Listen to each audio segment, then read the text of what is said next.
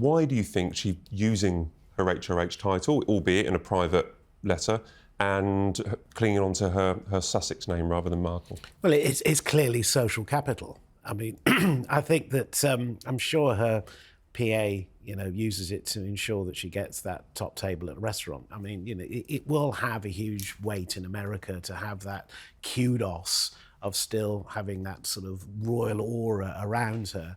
And it is hypocritical in my I'm sure, I don't know, I'm just, surmising, but I'm sure she uses it a lot because it is something of value, particularly in the social circle she moves in. And Katie and I were talking beforehand about this sort of constant question about whether or not the sort of image, the brand, if you want, of sort of Harry and Meghan is still perceived in a totally different way than it is in the Commonwealth, and it probably isn't now. I mean, they've overstayed their welcome. But, on one level, you can't have sort of, tweaked all those emotional sort of triggers and then go back privately to continue doing it. It's not a great look in my estimation. I think it just poses, or just off the back of what Mark's saying, just a bit of a hypocrisy element, a big issue over, well, you've attacked this institution many times, most recently in a podcast, which we've just heard this week, and yet you want to retain all of the perks and privileges of being in that institution, which is, of course, the titles, because I suppose if they are just Harry and Meghan Sussex, because that is her name. She's right to say she's not a Markle anymore. When you marry, most people take their husband's name, and that's what she's done. But she doesn't need to be using the HRH title. She doesn't really need to be using the Duchess of Sussex. But of course, that sets her aside from, everyone else, including top-list, A-list Hollywood celebrities. I just think that Andrew is, as you say, so toxic. I don't think there is any hope of a rehabilitation for him. He is toxic. There's no worry about it. And that, that interview was a disaster. The full stop. I mean, I think I described at the time it was like the equivalent of driving a clown car with a lit cigarette through a firework factory. It was just jaw-droppingly sort of deaf in terms of, and blind in some ways to things around you. And yet we're 6 years on and it still hasn't recovered for Andrew. No. It's still, more no, because he keeps trying to edge his way back in. He won't let go. That's in the same way that Harry and Meghan won't let go of those HRH titles. He just is clinging on. He needs to let go. And as soon as you edge back in, it's a story. I joined the Prince and Princess of Wales on their wedding anniversary, their 14th wedding anniversary. It wasn't weird. I wasn't in a room next to them with a cup by the wall or anything like that. But well, they were in a very remote lodge, very deliberately. They were in a very remote lodge. As far away from the media as they could get. It was really, really nice. And I just want to have spend a little bit of time discussing some happiness. Because is it just nice to see two people clearly in love, clearly happy, having a whale of a time in a beautiful setting of the Isle of Mull? Yeah, it's lovely. And I mean, Matt, correct me if I'm wrong, but I can't remember a time when they've done something public on their wedding anniversary in the past. I mean, they usually choose to celebrate it, understandably, privately.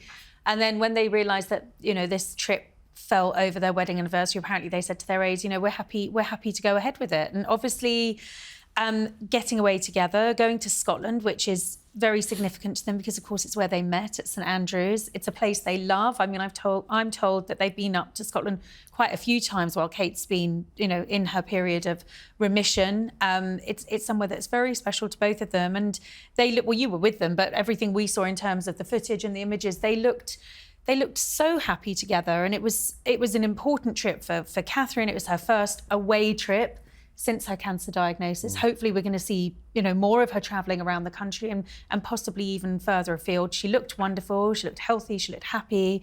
They looked very, very in love. And I think, when you look at them together, it's a really important image that for the royal family at a time when it's been through a huge amount of flux and turbulence, and we've got a king who's living with cancer. These two are they're the bright hope for the House of Windsor. They're the promise of the future. For me, it was the happiness. It was the kind of joy, the kind of excitement that they bring to the royal family and bring to engagements that some of the other royals. I mean, you look at some of the footage of Harry and Meghan, for instance, when they're abroad in Colombia or when they're in Canada or just recently in New York, seem a bit glum, seem a bit down. This couple just bring it every time, bring their A game. We're talking about the way they looked. Princess of Wales I think she had a lighter. A hair highlight, do I call it? Yeah, she looked like she'd had a few highlights put in her hair, and I liked the fact that they were twinning in tweed, and they're very deliberately sort of dressed down, hiking boots on, out in the forest, meeting communities and children benefiting from those communities. Sort of it just felt very very authentic and doing the sorts of things that they love to do. And that's exactly what I would say. We talked about the lack of authenticity, the artifice that surrounds Meghan and Harry. Here we have what I feel about it. They feel like they're in control. They feel that there is a balance between what they have to do and how they want to sort of ensure that their life, particularly for their family, is as real and as possible. So it felt honest if you're talking. It felt honest if you're talking about it, and I think that's what sort of comes out from this, and this is where people really connect with something now, particularly under the glare of modern media, that we can actually immediately feel there is something real about something. Where you look at this, you think, well, what's a game? What's the game the others are playing? You immediately talk about the authenticity, and I remember just before the weekend, William was in Elephant and Castle in South London, and he went to a community centre. Have you seen the footage where William's walking down a pathway, and it's a long walk for the photographers to get the picture of William attending this event, long way down a path, and the security guards, there's a couple of barriers, and an incredible woman comes across. And if you've seen the footage, she comes across like shouting, calling out to William, gives him a big hug, said, it's the Prince, it's the Prince. And it's those little moments where you go, this isn't staged, this isn't PR, this is actually them kind of being their authentic selves. Yeah.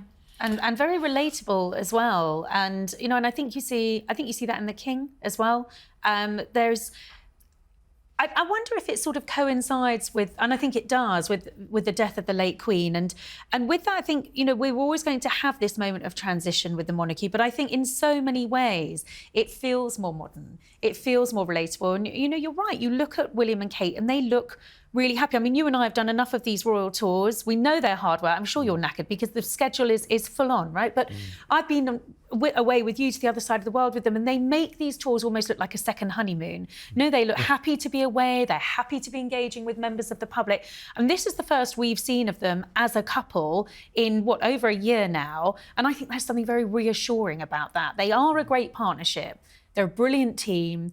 They're clearly very happy, and you know what? They're doing really good work. They've condensed and focused their work, their charitable initiatives, and you sort of feel like this is a couple on a mission. They're on a mission to do some really good, important work, and they're doing it.